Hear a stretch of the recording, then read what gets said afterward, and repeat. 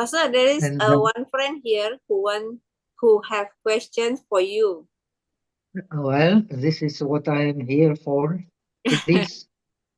Okay, please, Fatwa. Okay, Pastor, would you please explain what is the realm of neither perception nor non-perception and how it differs from non-dual samadhi? Thank you. How it differs from what? I did not get that. How it differs from non-dualistic samadhi. Oh, okay. So I will just explain briefly, but you can find out more like in Visuddhimagga. There you have a very detailed analysis.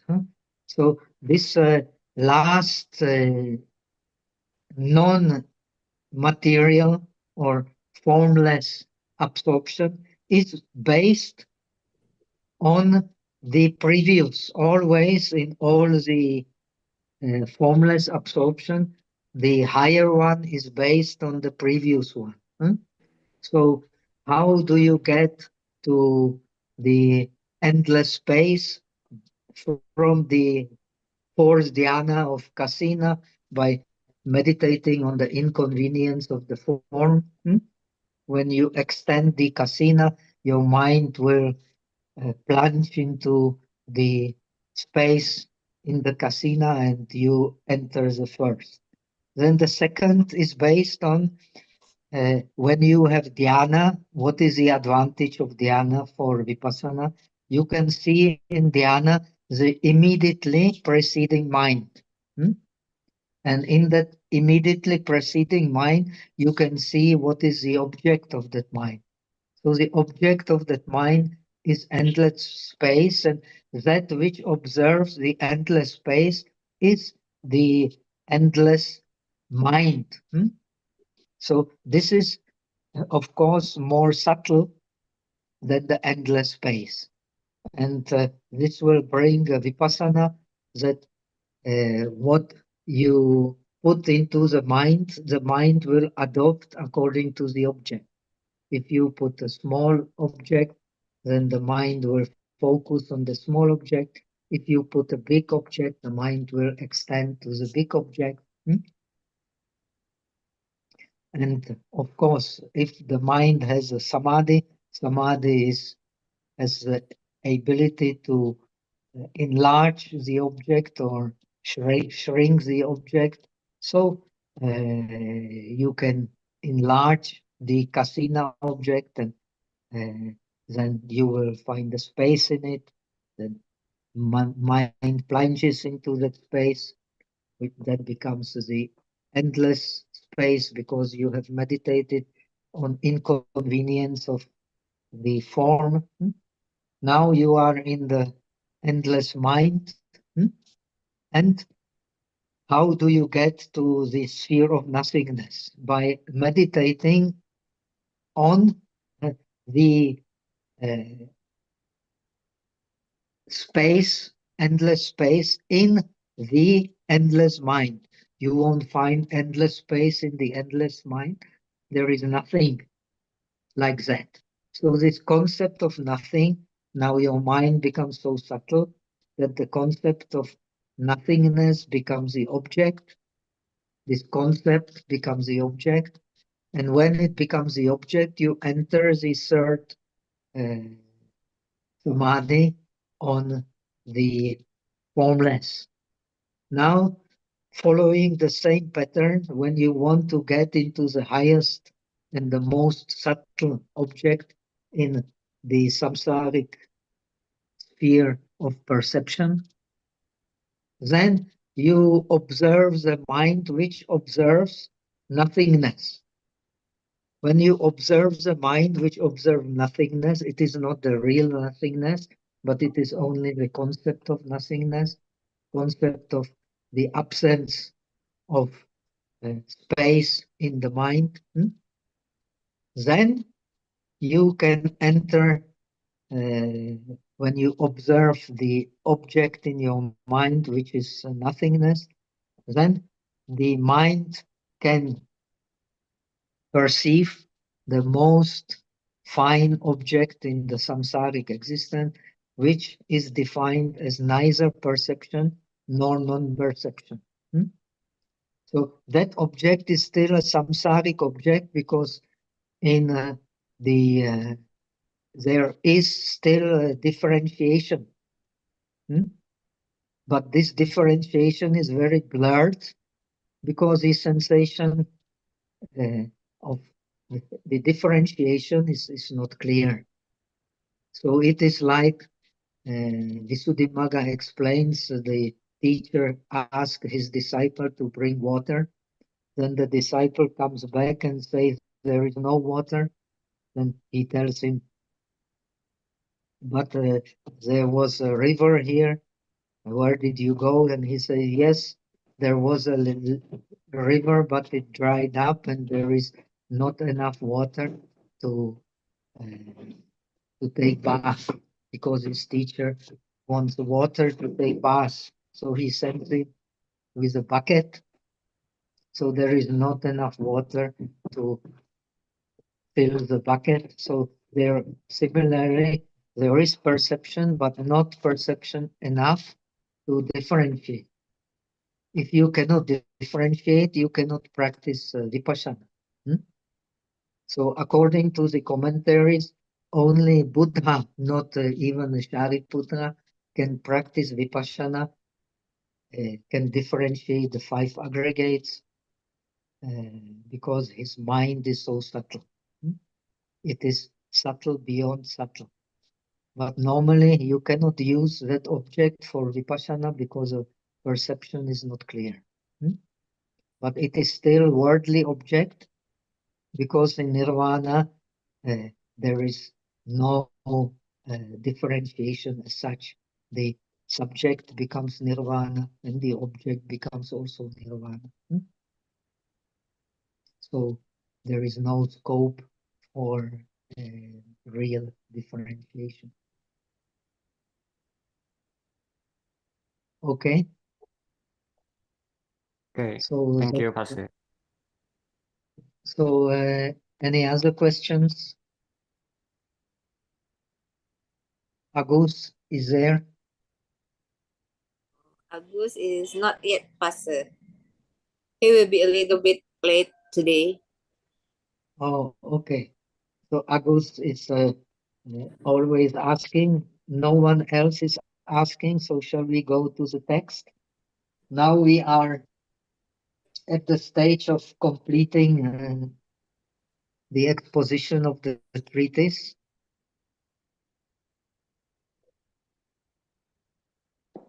I think the next week on Saturday. What date is next week on Saturday, Monico? Are we here?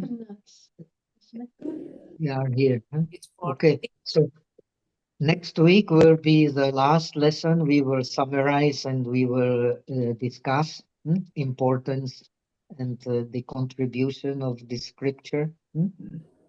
And then we can think of some other texts which I can translate and expound. I think I suggest this Dachen Jirkwan by the Tiantai Master Huisu, the predecessor of the where is he? Early patriarch. I think the second patriarch or third patriarch of the Tiantai tradition.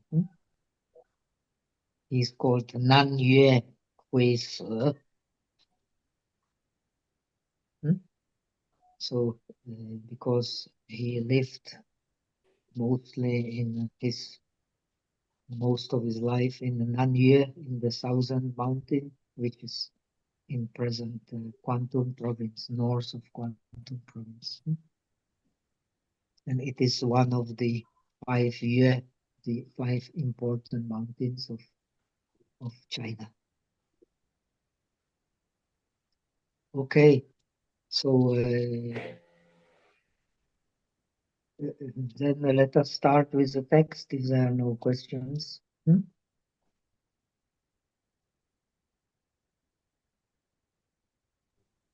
Okay, Master.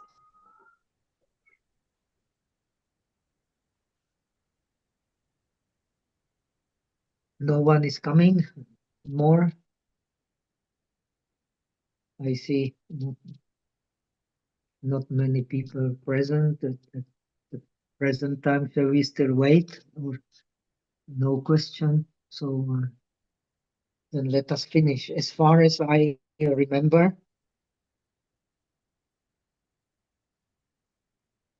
we finished with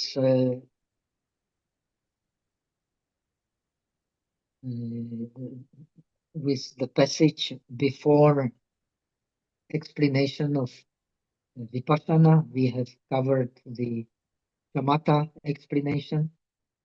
Now, before the Vipassana explanation, it says Fu Zi Ru Ren Wei Shu Yi Zhe Ge Xin Chen Mo Huo Qi Xie Tai Fu Le Zhong Shan Yuan Li Da Bei Shi Gu Xiu Guan. Briefly said, if we only practice shamatha, which was explained in the last section. Now, very important to understand, according to Sandhi Nirmochana Sutra, Tieshan meeting,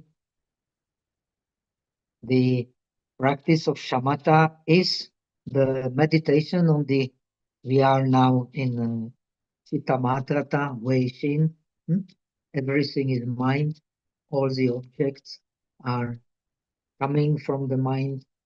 When we practice shamatha, then we follow the continuity of the mind. So you don't change the object, you just stay with the continuity of the mind and watch the non-changing mind. The non-changing mind you either have by meditating on an object, when you don't change the feeling, the perception, the object, then the mind also does not change. And this is the worldly samadhi. The worldly samadhi is, as Yogacara Bhumi Shastra explained, is based on the sublimating the sensations, perceptions, and mind by using more and more subtle object until you come to the most subtle object in samsaric mind, which is this neither perception nor non-perception. Then you have the Vipassana object. Vipassana object is the object based on differentiation. Here, in our case, the object is not outside, it comes from the mind. So the object of Vipassana is the image of the mind which changes when the mind changes. When the perception changes. The mind changes when the perception changes. Because there is no mind, no differentiation without perception and sensation. So when you change perception, changes you change the object. When you change the object, you change the mind. And when you change the mind in this tradition of Yogacara, so your object of meditation becomes the image of the mind, the image which changes because your perception changes.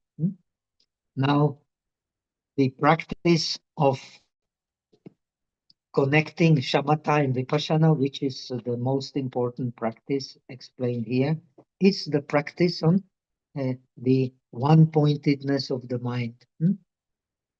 So in both shamatha and in both vipassana, you keep the one-pointedness of the mind. So whether you change the object or not change the object, your mind does not think and your mind does not get excited. So you are continuing always in the mind balance, no matter whether you change the object or you remain with the same object. This is also the essence of the Chan practice. You always remain centered in the mind. Whether the perception changes or whether the perception does not change because you stay with the same perception, always the mind is kept in perfect balance. This is Zen. So the Zen is based on Pragya Paramita, on the perfection of wisdom, and the perfection of wisdom is the practice of Viveka, of the separation of mind from outer object. It does not mean you are not perceiving the outer object, but you are perceiving them from inside. In the state of samadhi, all objects, so to say, appear from inside. The outer objects become irrelevant when you don't grasp at their image. So with this explanation, it becomes clear that when mind is concentrated and stays with the same object, the same continuity of the mind, the perception does not change. So the mind has a tendency to think, and more laya in Sanskrit. And when the mind is has a tendency to think, then the object becomes not clear, and you cannot have shamatha and vipassana without a clear object. This should be always a rule. Therefore, the first necessity in practicing meditation is not to let the mind sink or not to let the mind wander around. If you can do it, you can make progress. If you can't do it, you will get stuck always in your own imaginations.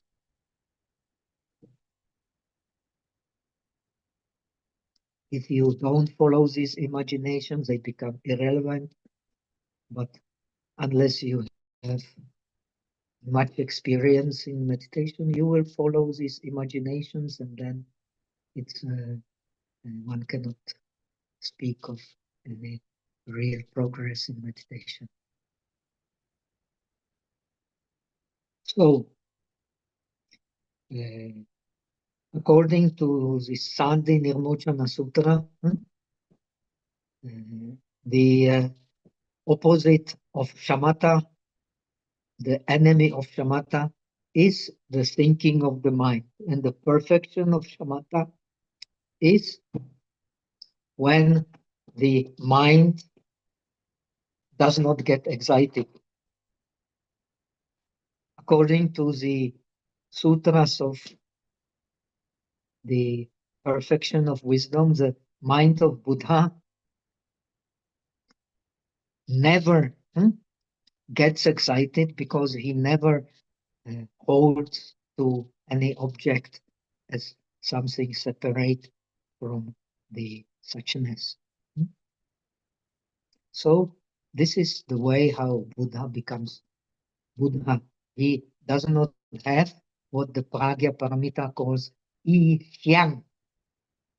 the differentiation in terms of the mental images, in terms of the mental symbols, in terms of the mental objects. So when you have no differentiation in terms of the mental objects, and you practice this kind of approach, then eventually you will be able to realize real bodhisattva stage.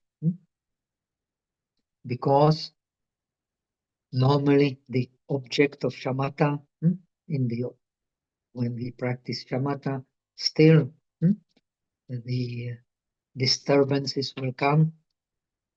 When we practice vipassana, also the opposite of vipassana is the excitement. But the perfection in vipassana is that no laya, no thinking whatsoever appears in the mind. When you can practice shamatha and vipassana together in this way, then you can make a breakthrough.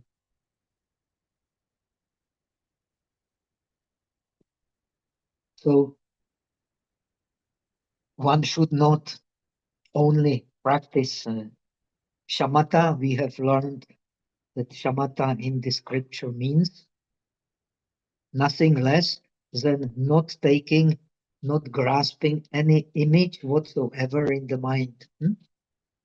That is the non-dualistic shamatha.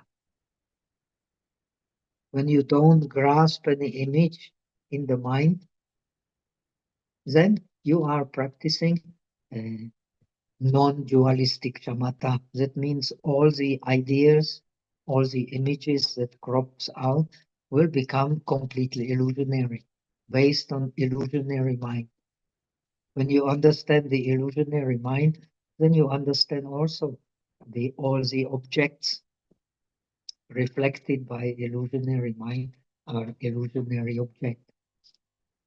So you are ready for the non-dualistic understanding of shamatha. And non-dualistic understanding of shamatha, as we have explained, is the base for the suchness samadhi. And suchness samadhi, as opposed to the samadhi practiced by the disciples, is based on no object. The Pragya Paramita Sutras explain that when you hold image, object, symbol in your mind, then you have no skillful means of realizing the perfection of wisdom. And the samadhi, non-dualistic samadhi, is based on the perfection of wisdom. If we don't have perfection of wisdom by studying the mind free from thoughts and from grasping to images, first by understanding through scriptures, through readings, through hearing teachers, then by clearly making the concept clear in the mind and practicing it, then finally you can attain the samadhi by becoming one with this three wisdom. Wisdom from hearing, wisdom from contemplation, and wisdom from meditation. Now, if you practice only shamatha, then you are bound to be some. When you're not a Buddha who has no difference in images in his mind, you are bound to lose clarity of the image you need or of the suchness you need as object. And when you have no clarity clarity as to object in the mind, then your mind becomes lazy. Kausidyam. Kausidyam means pramada. Pramada means negligence. You become negligent as to your meditation. And when you become negligent as to your meditation, then you will not take pleasure in doing good deeds because you're not contemplating what is to be done and what is not to be done and what should be avoided and what should be practiced. Then when you don't engage in practicing the wholesome state of mind, the healthy state of mind, then, as the text says, you will not be connected with a great compassion, which is the root of the non-dualistic practice. There is no non-dualistic practice without perfection of wisdom and great compassion. And these two thoughts, negligence and the thinking of the mind, will accompany you as long as you don't connect skillfully your meditation on the mental images, that is Vipassana, and the meditation on continuity of mind, which is Shamatha. So you will lose the one-pointedness of the mind, which connects Shamatha and Vipassana into one whole, because your mind becomes isolated. Viveka. The Chitta Viveka normally means dhyana. The Zen also means dhyana, but it means Chitta Viveka not due to holding some image, object, symbol in the mind, but it is Viveka due to not holding anything in the mind. So the practice, successful practice of non-dualistic meditation is based on combining shamatha and vipassana into one whole. Yugala nada, xuan xiu, zhi xuan xiu. How you get zhi xuan xiu? Because you avoid grasping any images, and when the images appear, they appear from the mind which is non-grasping, so they become completely illusionary, because you understand that they are the empty mind in its essence being empty. The images which appear from it naturally also becomes empty. So the worldly truth, which is based on contemplation of impermanence, is empty, and the highest truth, which is based on knowledge of that which goes beyond impermanence, is also empty. So this is the viveka you get by combining skillfully the shamatha and vipassana into yugala nada, into one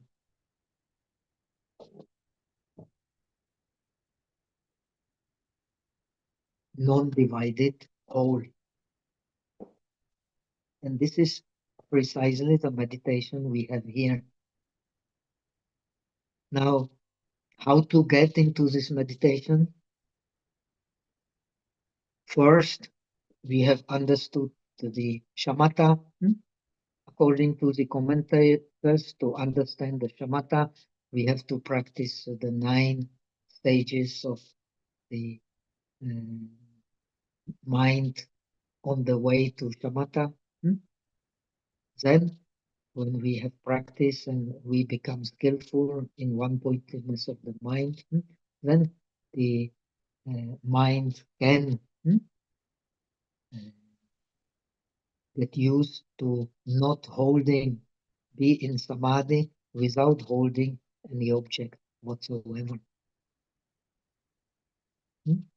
So normally, unless we be especially talented, we will not be able to do it. So first practice the continuity of mind, same mind on one object. Then one does not need any object. One drops all the object, not forcefully, but by the skill in shamatha. By the skill in shamatha is a skill in balance of the mind. And this balance of the mind is due to continuous practice of one-pointedness, where the tendencies to thinking and the tendencies to excitement are obliterated or are removed, not forcefully, but naturally, by the virtue of the gathering of mind.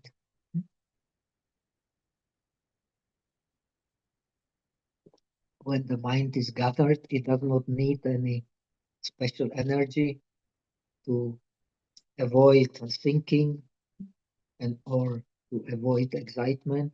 It just flows naturally without any fluctuations. So this is the ideal state we want to achieve when we want to understand how to combine shamatha with vipassana. So the bodhisattvas enlightenment, bodhisattvas samadhi, very important to understand, as opposed to the samadhi of the disciple, is the samadhi of not holding any image in the mind. This not holding any image in the mind becomes a bodhi.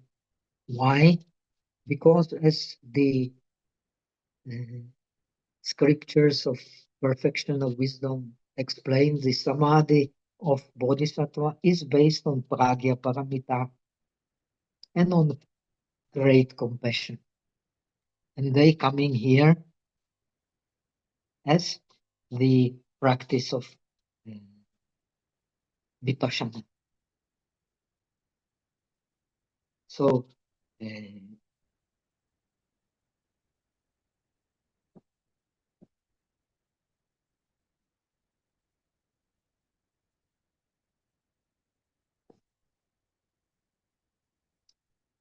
practice of vipassana, Xiu Shi Guan Zhi, when we practice vipassana, 但观一切世间有为之法，无得究竟。Kshana, this is funny kshana, fanwenta kshana, 变化.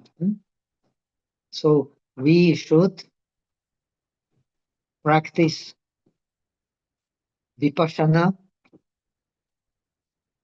by observing all the Sanskrita dharmas, all the created phenomena in the world as being, as not lasting long, as changing moment by moment, changing and ceasing. Now remember, first, when you practice vipassana, and this is a very important part of the training, you cannot attain any deep knowledge, any deep wisdom. First, you practice the observation of the impermanence. When this observation of the impermanence is successful, then the mind does not observe any more impermanence, it only observes cessation. So since the mind does not stay even for a single moment, so it is always changing. When you observe this change, so you also observe in a deeper kind of vipassana, you observe that the true nature of the mind is cessation. You only see cessation. The arising becomes illusionary. So here you are open to a deeper vipassana. If the arising is real, so the realization becomes very difficult. And that the arising becomes blurred and only cessation becomes real. So you are open for a dimension which is beyond impermanence. But it takes time.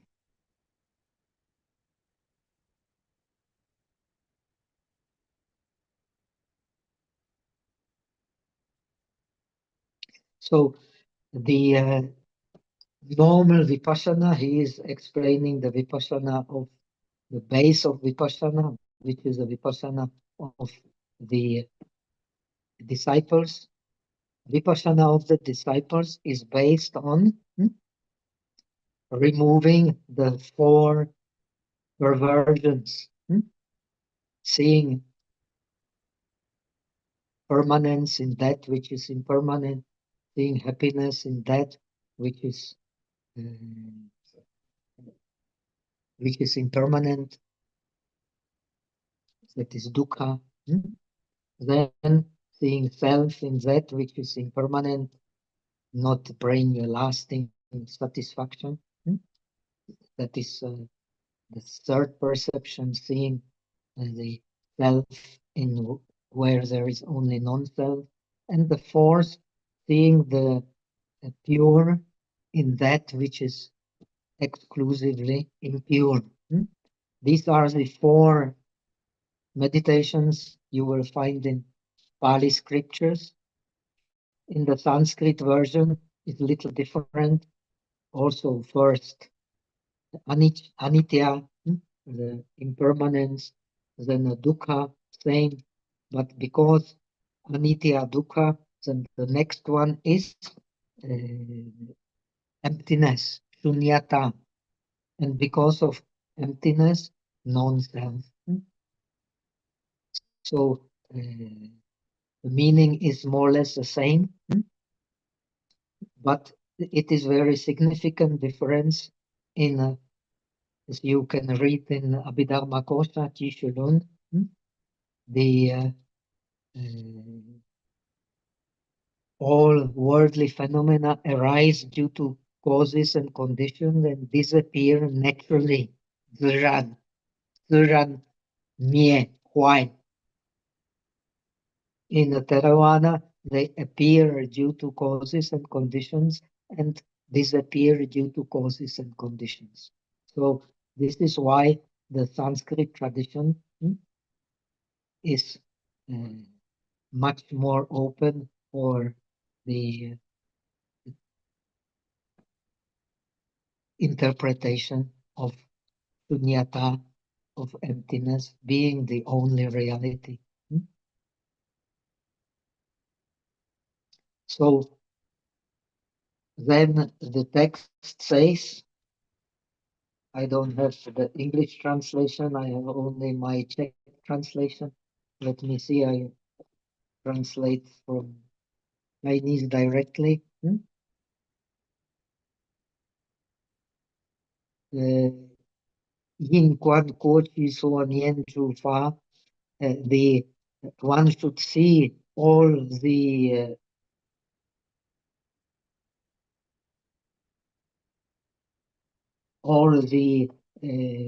compounded phenomena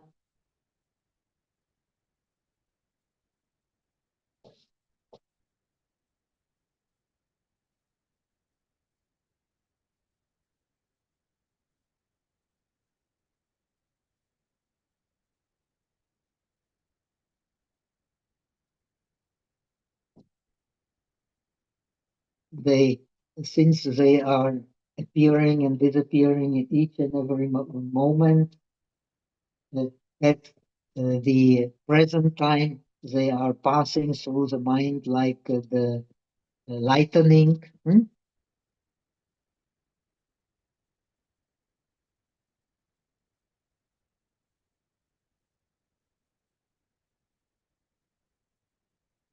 And the future compounded phenomena are like the clouds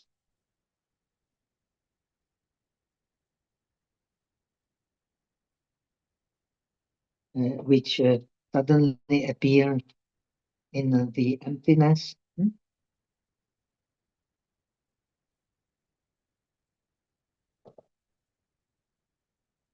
So, in other words, as the Diamond Sutra explains, you cannot catch the past mind, you cannot catch the present mind, you cannot catch the future mind. San, She, Xin, Fu, Ke, Te. Jin Kan Jin, the Diamond Sutra explains. So you cannot find, you cannot grasp the mind because it is changing so quickly, like a lightning. You cannot find anywhere and in any time.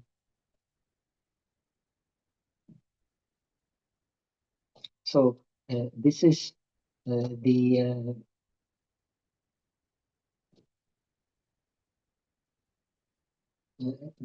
meaning that when you, what was explained before, when you don't understand this situation in a single moment, then you grasp the image of the mind, and when you grasp the image of the mind becomes illusionary.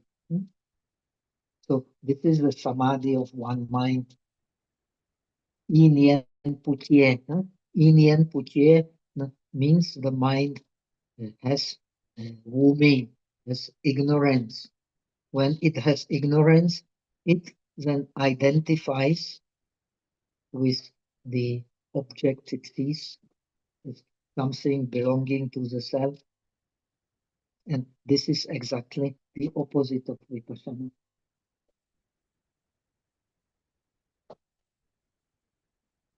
Now comes the meditation on the Ashubha, the impurities.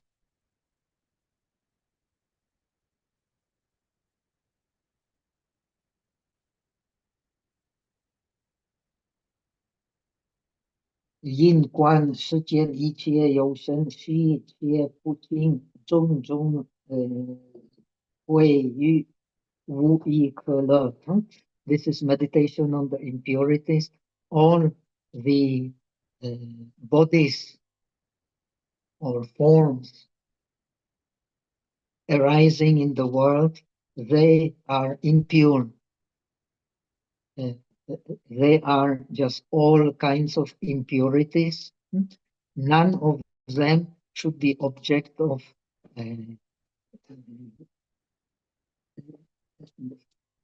of grasping, of enjoyment.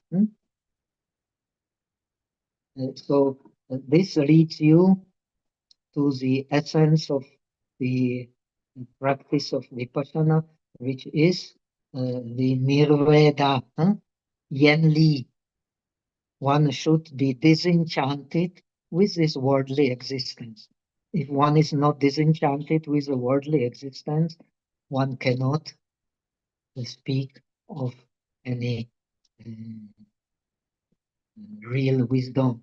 The real wisdom is the disenchantment of the worldly existence. It does not mean that one should, as a bodhisattva, leave the worldly existence, but one should not grasp for it. The paradox is that the less one grasps, the more one can enjoy. And this is very difficult to understand for worldly people. One can only understand it when one has a deep practice of meditation. And Indian literature is precisely full of the stories how one who practices meditation has a more subtle perceptions. In case of Shariputra, his perception is so subtle that he, when he visits the heaven with the bodily limbs, the, those bodies are beyond beautiful, beyond imagination. The first thing that arises in his mind is this nirvana, this disenchantment with the worldly existence, be it as beautiful as it can be. This is, of course, the teaching of the disciples.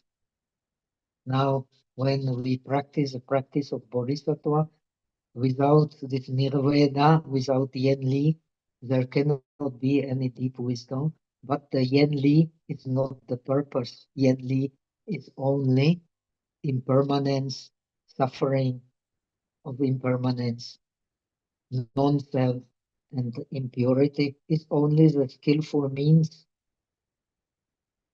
not any true reality. It is a only skillful means to lead to the true reality. So in the practice of Bodhisattva, it's not on pure and impure, it's not on existence or non-existence, it's on non-grasping on whatever the object may be. That means the keeping the balance of the mind. This is the practice here. No matter whether the mind follows the state of non-changing perception or mind-changing perception, it always remains isolated from the object. So, as the sutras of perfection of wisdom explains, if a bodhisattva practice like this, he remains in the deep water where no Mara can actually get hold of him. So the disciple, he wants to get out through practice of nirvana, of yenli. He wants to get out of the compounded existence. As far as a bodhisattva is concerned, he remains in the deep waters. Remaining in the deep waters, he is also out of the net of Mara, out of the net of death, and he can study how to lead others to this state of deathlessness, which he himself deepens through practicing shamatha and vipassana correctly.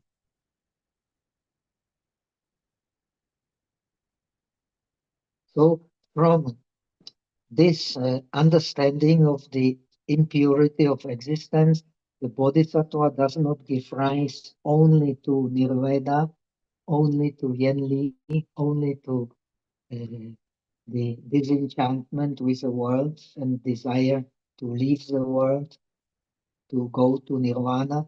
He gives rise to the great compassion.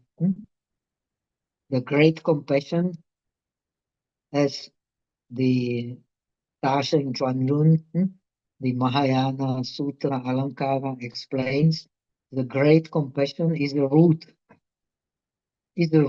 of Pragya Paramita, of the perfection of wisdom. When one has the root, then the stem can come. The stem is accepting Shanti, Ren Fa, Ren Pushen Fa, is to tolerate the non-arising state of all the phenomena. The world is there. It is there, but not really arousing. And not really arousing, it also cannot really pass away. So this is the wonder of the practice of Bodhisattva based on great compassion. Based on great compassion, the tolerance of the non-true birth in the world. And when we don't see any true birth in the world, then it comes in our scripture also. Then we can give rise to the great vows, not to liberate oneself, but to liberate all beings. Then, based on this resolution, we do all kinds of deeds in order to learn ourselves how to live in the world without suffering and how to teach others to live in the world without suffering. And if one can do it, then one has no fear of existence. And when one has no fear of existence, one can improve always one state in living in the world until one can be born in the conditions to become perfectly realized Buddha. This is a teaching of the Mahayana Sutras, namely here Sutra Alankara. So, having the disenchantment with the world, disenchantment with everything that is compounded, one contemplates Nien Ichie Chomseng, Tsung Wu Shui Lai, from the very beginning, being permeated by ignorance, by lack of knowledge. They always keep on in this samsaric mind, which is based on grasping to the objects and therefore to the state of distress, impermanence. So due to that, these beings, they experience all kinds of distress, a great distress in their bodies and in their mind.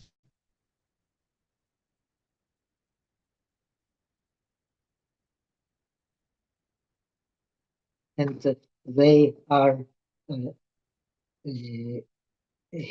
now also in the state of great distress, great tension,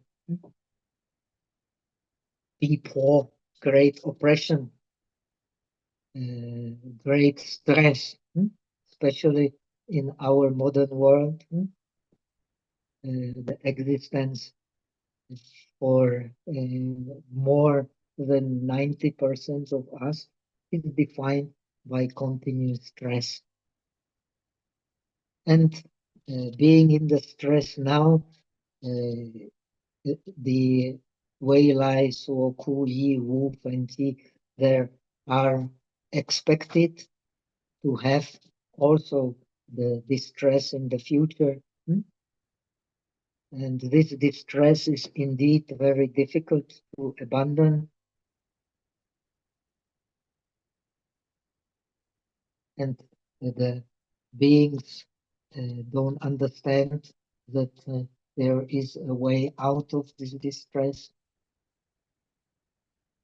And because they don't understand, therefore they should be always objects of compassion should be mean. They are to be object of karuna, of compassion, should be commiserated. Means commiserated, maybe good English. So wonderful from the disgust with a worldly existence, from disenchantment with a worldly existence, not turning towards nirvana, but turning towards the great compassion.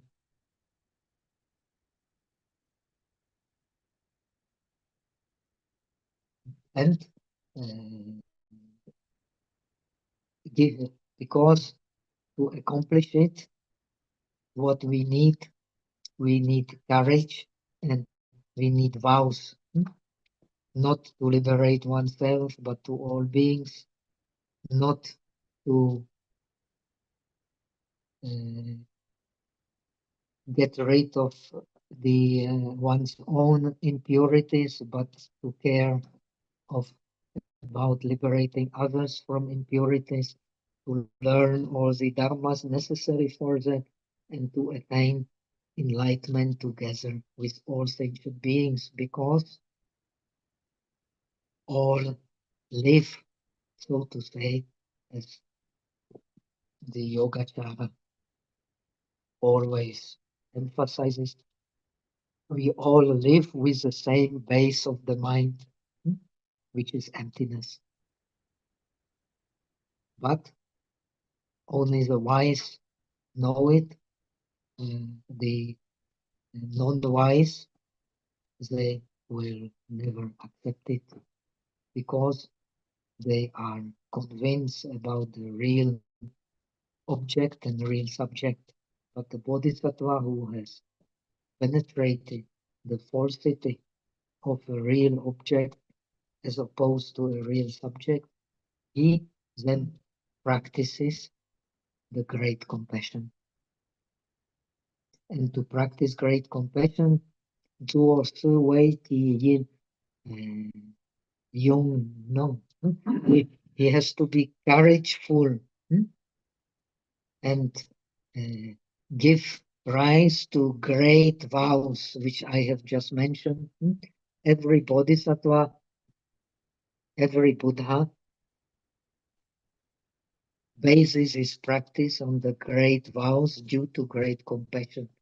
So as we know, Amitabha has 48 great vows. Samantabhadra has 10 great vows, and so on and so on.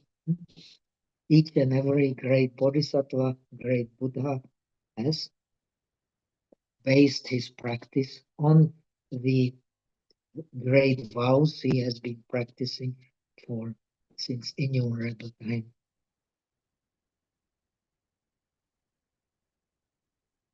So, due to this vows and courage, one should strive to deprive the mind from grasping for differentiation or at differentiation, and practice the all kinds of wholesome deeds, good deeds, virtues in the 10 directions, because the mind is in the 10 directions. Wherever there is a chance to do good practice, even very little one should always use this chance and continue like this also in the future. Always be motivated by strengthening one's wholesome mind, healthy mind, and bringing healthy mind and peaceful mind to others.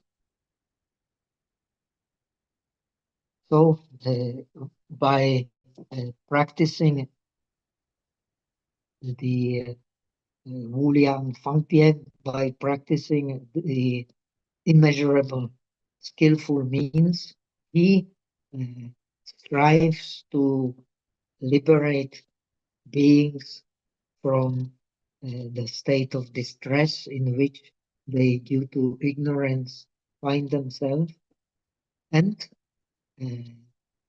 cause them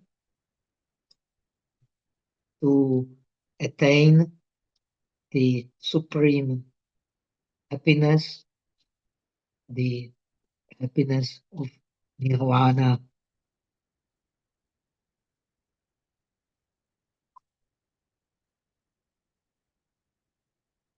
So the happiness of bodhisattva is based on the aspiration for the sarvagyata, for the omniscience in all aspects, which is based on the isolation of the mind. And his omniscience in all aspects is based on understanding of suchness being inseparable from the true nature of the mind. When we become familiar with this true nature of the mind, then the practice of the skillful means eventually can spread, because the mind is spread everywhere. So it can have no limits as to place and no limits as to time. So this practice of compassion and great vows needs a great courage. So the Bodhisattva is called Mahavira, the great hero, because he practices in every occasion, in every place, in every time. He tries his best to practice true samadhi. The true samadhi doesn't mean less than the samadhi of non-grasping, as we have learned, that any object, any symbol, any image in the mind, doing this practice for a long time, then all objects, the mind itself, and all objects appearing in the mind become like a dream. And that is the vipassana, the gentle way, the true observation. There is no object whatsoever which should be object of grasping. With this attitude of connecting shamatha and vipassana, then he can succeed in attaining the stage of bodhisattva, the stage of direct realization of non-duality of mind.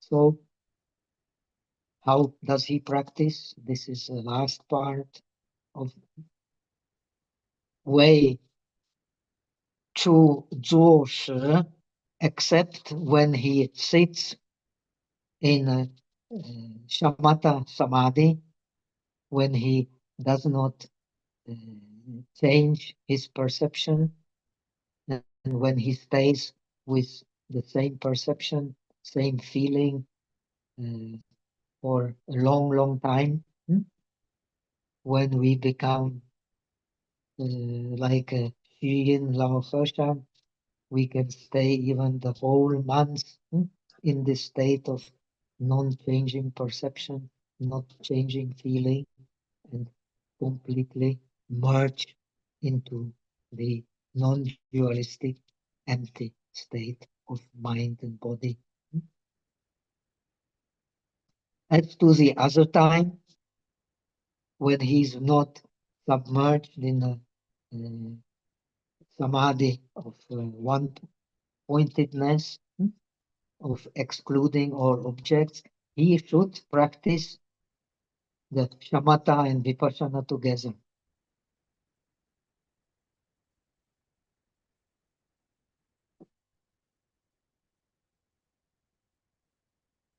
When practicing shamatha and vipassana together, that means on the base of shamatha, on the base of balance, mind in perfect balance, he practices changing perception.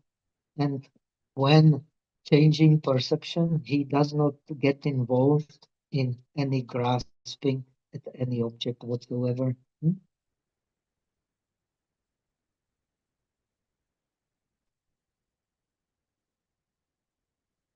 So this means the practice of emptiness. He does not abandon the practice of emptiness. He becomes the master of the practice of emptiness. This is the aim of the bodhisattva practice. So in this way of practicing, the worldly and the supermundane merge into one reality. The body and the mind merge into one reality. And the shamatha and vipassana also become one whole. So in Buddhism, same in the practice of the disciples, the continuity in practice is explained as practicing shamatha and vipassana, especially vipassana, in the four postures, no matter whether sitting, standing, walking, or lying down. We should never grasp at any object, at any image appearing in the mind. In this way, we practice shamatha and vipassana together. And in this way, we can understand that all the phenomena, no matter what phenomena, they have no self-existent nature whatsoever. And when he sees that they have no self-existent nature whatsoever, he will also understand that their birth is not real.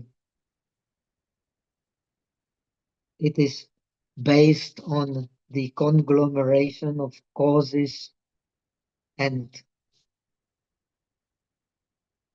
conditions.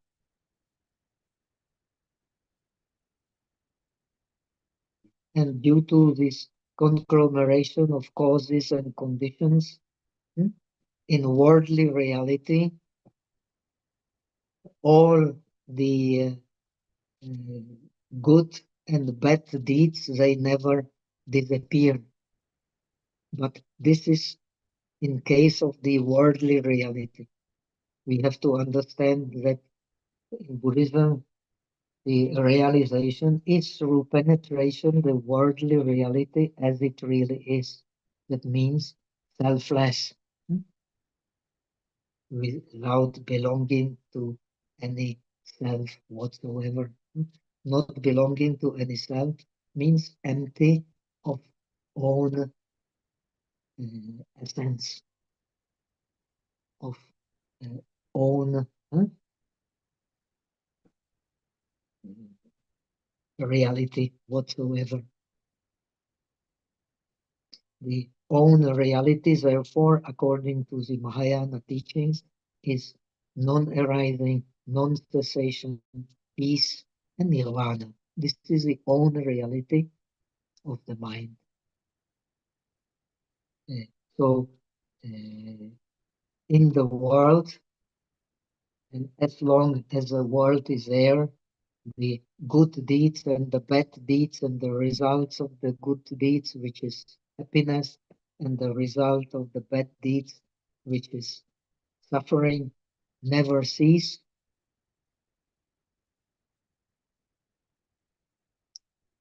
despite the fact that they never cease, nevertheless, the true nature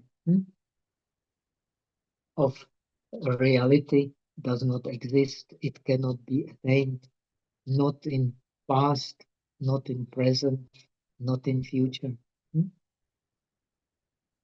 So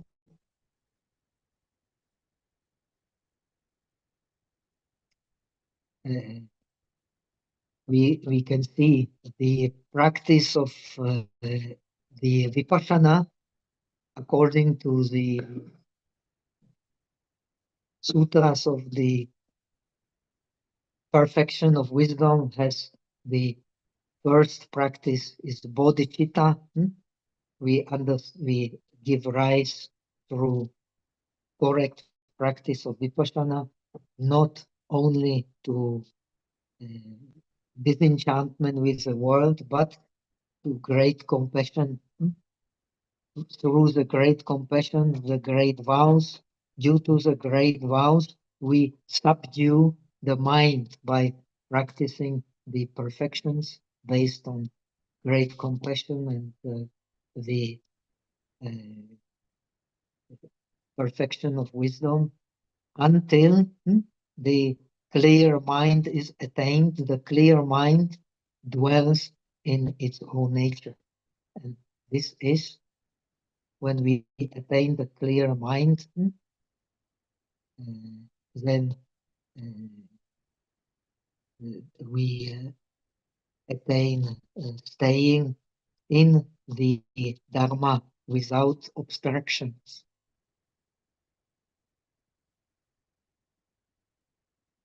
So when the mind is without obstructions, it does not see, as we have seen, any self in any place and in any time. So the mind, as Subhuti explained in the perfection of wisdom, becomes the product of magic. So the bodhisattva becomes the magician who is not, as Surangama Sutra, Len Yenjing explained, he is not governed by the objects, but he governs the object. So this is the practice of the bodhisattva, which one absorbs first by understanding the words, then by penetrating their meaning, and then by keeping them in the mind, making them a dharani, as the Poje Polomi Shinking explains, as the Pragya Paramita Sutra, Heart Sutra explains. So he can eventually attain the tolerance of the true nature of reality, which has never been born, really born.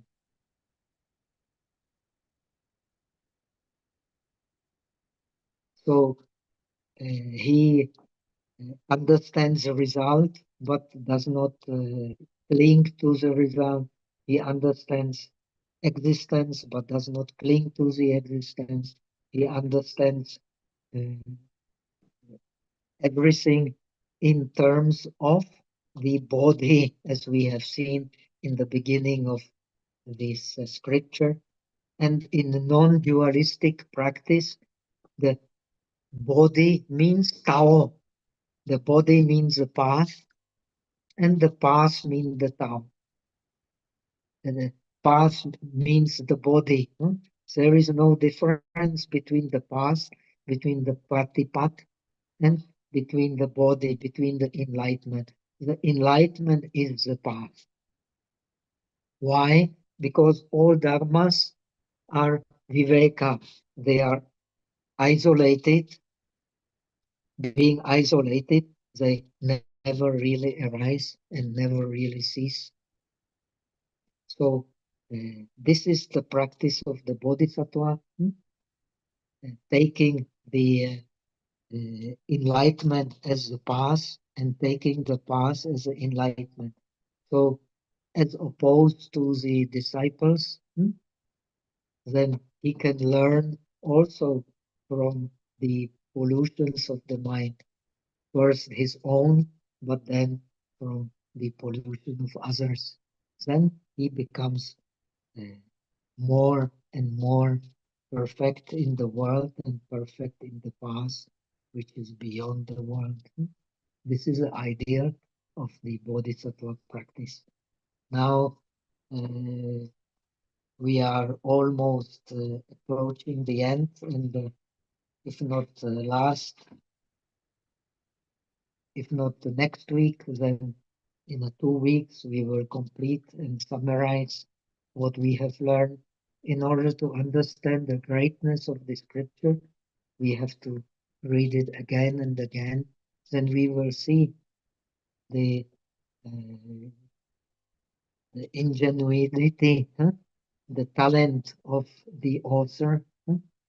He reads us from back to beginning, from beginning back, from suffering to non-suffering, from non-suffering to suffering, so that we can understand how the enlightenment becomes a path, and the path becomes the enlightenment. This is the Bodhisattva.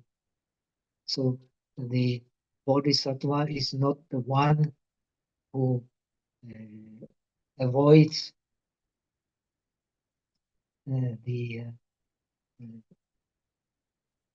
all pollutions of the mind, but the one who tries to understand all pollutions of the mind in his own mind and in the mind of the others. So, in this sense, what you will not find in the teaching of the disciples, the uh, the fun now, the pollutions of the mind is not separated from body. Body is not separated from the pollutions of the mind. This is the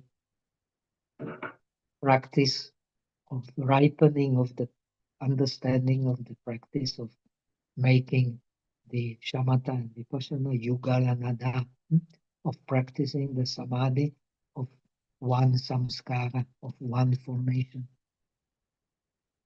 Omitobo, that much for today. I have already throat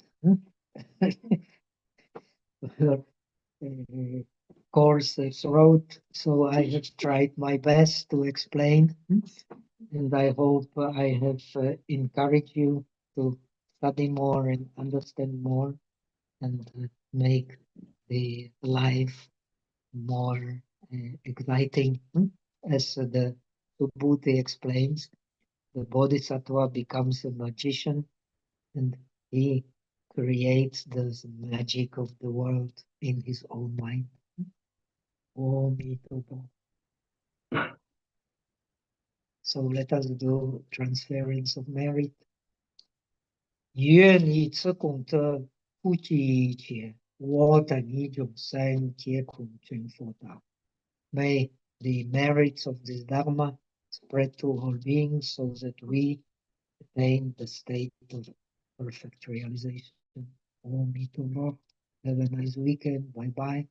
See you next week. And let's try our best to understand and practice this deep Dharma. Thank you, Mitobo. Pastor. Take care, Pastor. Bye-bye. Okay. Pastor, Bye-bye. bye. Thank you, Bante. Oh, Osman, are you okay? Yeah, I'm fine. How are you? No, that's fine. Nice to Yeah, hear you again. So let's keep in touch. I will be yeah. going to India in July. So your health is okay? Kind of as it's doing as well as to be expected, you know. It's as usual. My Yes. also as usual. But Yeah, it's we I would say it's a little better than before. Yeah, oh I that's was nice to hear. taking Ayurvedic treatment. It helped me. Oh, that's nice. Yeah. Okay, take care, my friend. Bye. Yeah. Take care, my Bye, friend. Thank Pastor. Take you. care, Pastor. Bye, Agus. Yes, Pastor. Thank you, Pastor. Take care. नवदीपा जी नमस्ते। आया आया शर्मा जी, कैसे कहिए अच्छे हैं? आप कैसे हैं? Good good thank you. Okay, nice. So one day we can talk. I'm flying to Kathmandu and then go to India in the middle of July. Huh? Okay So we can meet. If I have time, I will visit you in Goa. Huh? Okay? Okay thank you. Take care. Bye. Bye bye.